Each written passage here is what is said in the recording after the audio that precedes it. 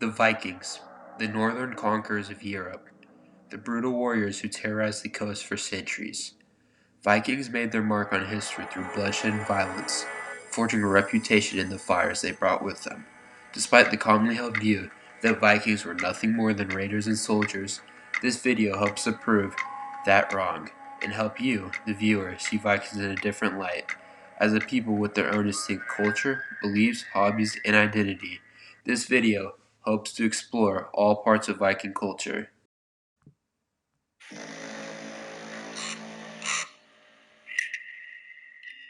A big part of Viking culture, often not known by most, is that Vikings liked to ski. The Vikings resided in cold lands where skiing was a practical means of transportation and also a source of recreational pleasure.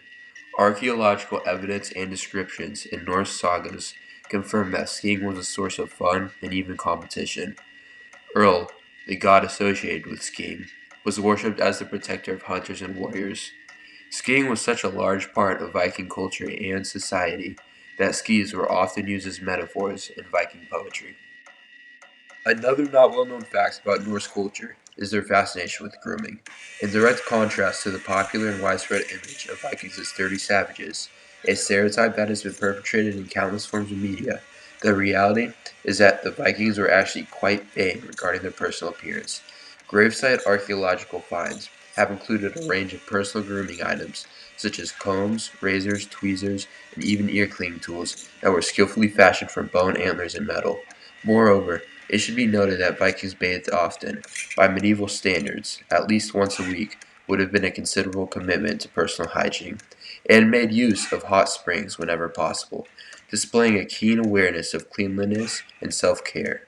Grooming went beyond mere hygiene practices. It was a crucial social necessity that played a significant role in one's life, as the way individuals presented themselves and maintained their appearance was intricately linked to their honor and reputation within society. Vikings also, in contrast to the majority medieval customs of the time, took decent care of their teeth and dental hygiene. Several studies have investigated the dental health of Vikings, finding that 0% of the children investigated had cavities, while around 60% of the adults did. For the time, this is extremely good. Additionally, evidence was also found to support that Vikings held dental surgeries on themselves, having teeth pulled as well as dental fillings. Further dental investigation of Viking grave sites have also found that Vikings participated in dental filing with grooves in teeth thought to have been used as an identification mark. Viking warriors could have even had colored pigment in these grooves, giving them an intimidation weapon with their smile. While cavities were a decent issue within Norse society, this didn't stop Vikings from feasting. Viking feasts are quite famous and well known for the sumptuous and extravagant spreads, which comprise a rich variety of both food and drink. These feasts were more than a matter of consumption, as they served to foster and reinforce the bonds that held these Norse communities together. They also served to affirm the current social orders, while simultaneously allowing a place for the exchange of tales and stories amongst the participants. There was a significant amount of food and drink consumed on such occasions, with much emphasis on a lavish supply of meat, fish, and ale. Some of these festivals went on for days on end. One of the more vivid descriptions from the sagas relates to Ego, who himself was no stranger to fame as a renowned warrior and poet. He is said to have become so drunk at one such banquet that he ended up vomiting, but amazingly, this unfortunate incident did not deter him from getting straight back up to drinking almost immediately following that. Also, the feasting was inseparable from the highest regard and reverence for various gods and respected ancestors by the people. It's quite obvious that Vikings knew how to party, but it may also go as no surprise that the Vikings were extraordinary navigators in the open sea, which allowed them to journey over vast distances with great skill. When faced with overcast skies or foggy weather conditions, they used the crystalline mineral known as a sunstone to determine the sun's position within the sky. This enabled them to navigate effectively, even when visibility was compromised. Scholars have suggested that these historical characters made use of a rare mineral called Iceland spar, a form of calcite that has the extraordinary ability to polarize light. This device helped the Norse immensely to find their directional position, even in the absence of sunlight to help them navigate. This ability thus assisted them on their voyages and allowed them to travel to far off places, even as far as North America.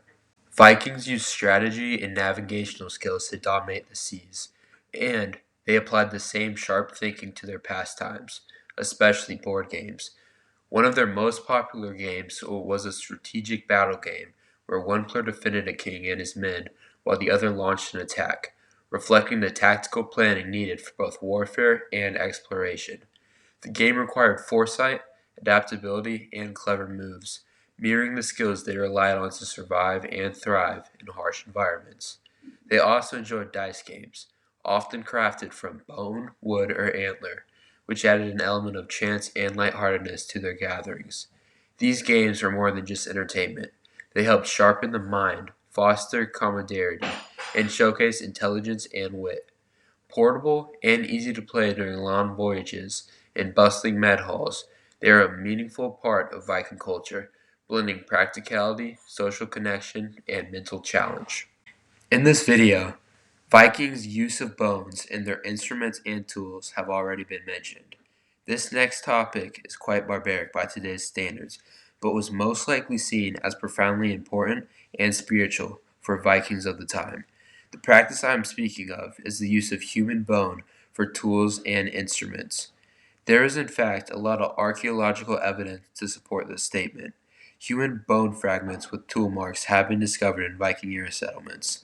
The source of these bones, defeated enemies, or honored ancestors is unknown. Due to this, the reasoning behind why human bones were used remains hidden as well. But historians do think it may have been done to either show respect towards the dead or as a means of showing Viking strength and power. Hey guys, thanks for watching this video. I hope you enjoyed. I think this is probably the last video I'm going to make about Vikings. But if you enjoyed, please consider subbing. And if you have any suggestions for content in the future, please leave it in the comments. Thanks.